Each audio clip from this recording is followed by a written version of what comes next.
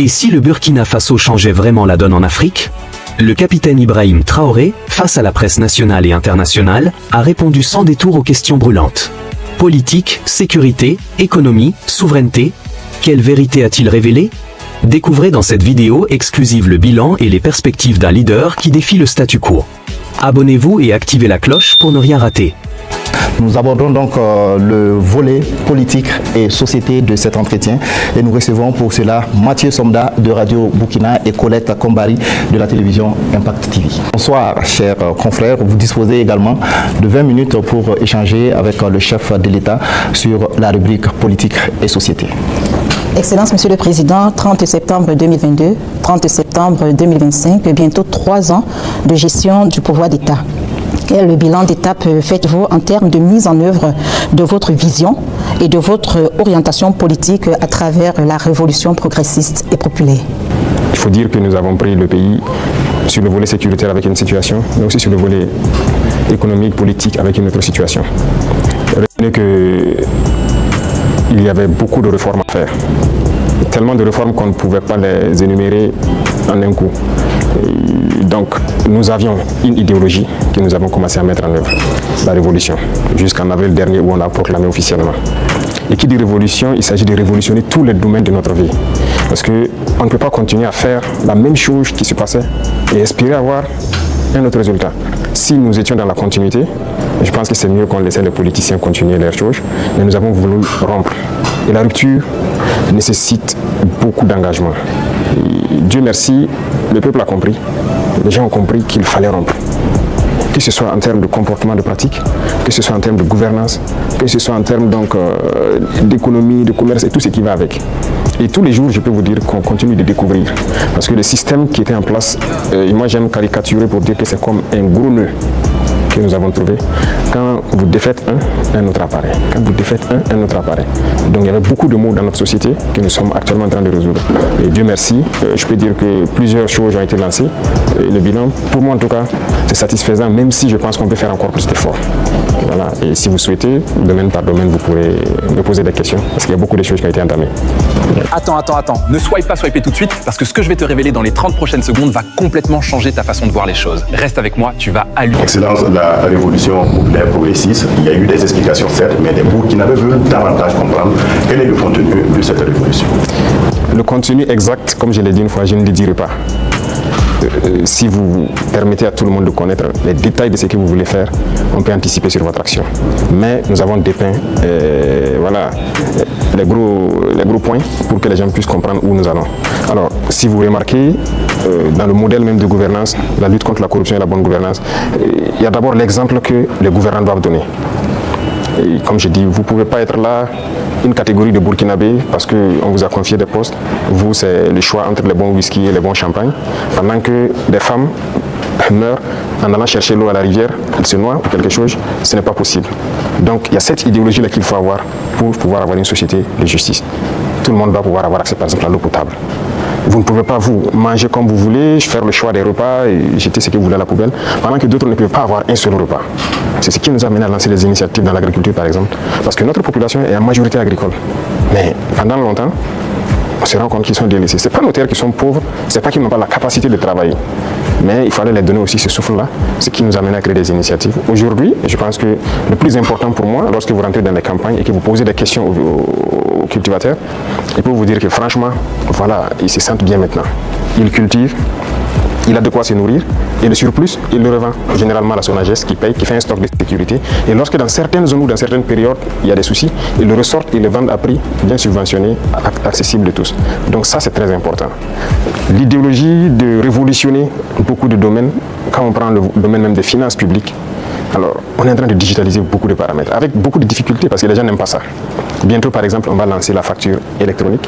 Déjà, quand on a émis l'idée, mais beaucoup de grands opérateurs sont opposés à cela. Pourquoi ils ne veulent pas la transparence? Parce qu'on a habitué les gens à la tricherie, à voler. C'est comme une norme. C'est ce qui est installé, donc il faut changer tout ça. Sur le plan des infrastructures et beaucoup de choses, le domaine des marchés publics et tout ce qui va, c'est d'ailleurs le domaine le plus corrompu. Voilà, vous êtes un entrepreneur, vous venez nous voir, on vous donne le marché, vous surfacturez, et après on se donne quelque chose à l'arrière. C'est ça la règle d'or. Et donc quand quelqu'un même vient avec cette idée, vous êtes exclu d'office. On ne vous permet pas. Et si on laissait continuer dans cela, je ne pense pas qu'on puisse s'en sortir. On ne pourrait pas payer des armes. Parce que, comme je l'ai dit, si vous ne faites pas des économies d'échelle, vous ne pouvez pas vous équiper. Vous ne trouverez pas une seule banque dans le monde où vous partirez prendre un prêt pour payer des armes. Ça n'existe pas. C'est avec vos fonds propres que vous pouvez vous équiper. En tout cas, nous, on n'a pas eu cette occasion. Et si quelqu'un en connaît, peut-être qu'on est preneur. Et tout ce qu'on est en train d'acquérir, je vous ai dit une fois le montant, ce sont des milliards de dollars. Comment on fait? Où on a puisé l'argent? Cet argent était là. Il fallait assainir le domaine des finances, le commerce et tout ce qui va avec. Et le fonctionnement de nos sociétés d'État, vous avez pu remarquer cette année les résultats de 2024 qui sont au-delà. 2025 est encore meilleur que 2024.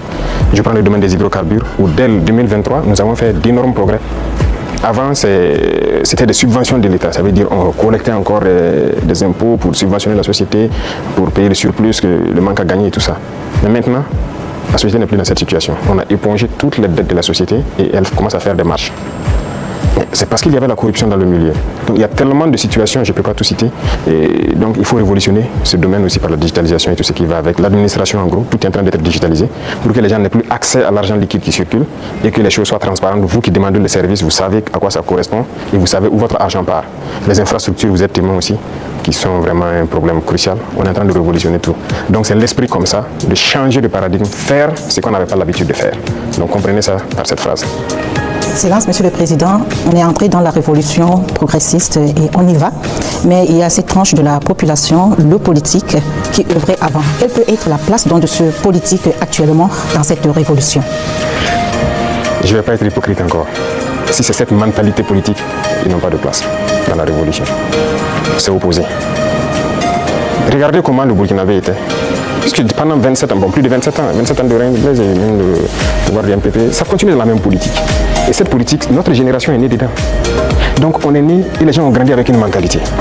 Si tu ne connais pas quelqu'un, tu ne peux pas avoir accès à certains services, ce qu'on appelle les deals. Tout le monde a évolué avec cet esprit de deal, de corruption, de tout.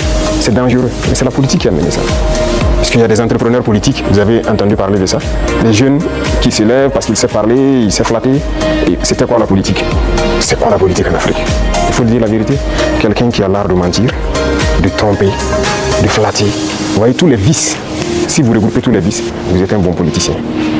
C'est la réalité. Nous, au village, quand on voit quelqu'un qui est un trompeur, il ne dit pas la vérité, on dit, lui, c'est un politicien. C'est comme ça qu'on disait.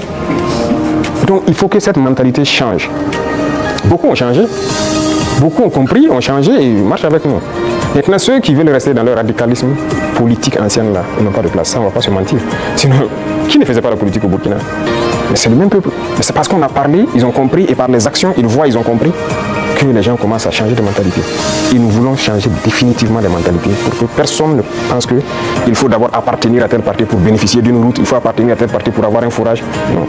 Tout le monde au Burkina doit bénéficier des bienfaits de la nature du Burkina et du travail du gouvernement. Donc la politique, moi je disais que la manière de la faire, ça divise. Et ça donne des avantages particuliers à un groupe et l'autre groupe n'a pas d'avantages. Donc non, il faut qu'on arrête ça. Donc beaucoup ont changé, beaucoup. Il y en a qui sont dans des postes de responsabilité. On nous interpelle même que non, lui là il a milité dans tel parti. Je dis aux gens non, on n'est pas là pour diviser. On est là pour unir. Tant que la personne a compris et veut faire le travail comme on le veut, on le met. Comme il y en a aussi qu'on a responsabilisé à des postes, et 2 mois, 3 mois, vous avez vu qu'on les a cherchés. Parce que s'il vient et qu'il continue de vouloir faire la même chose qu'il faisait, on va te chercher et on va te punir. Donc c'est un changement de mentalité que nous voulons. Tous ceux qui changeront de mentalité sont les bienvenus dans le bateau. Mais si vous voulez continuer à fonctionner comme la politique ancienne, vous n'avez pas de place dans la révolution. C'était l'essentiel de l'actualité de ce soir. Merci de votre fidélité. On se retrouve demain, même heure, même chaîne. Passez une excellente soirée.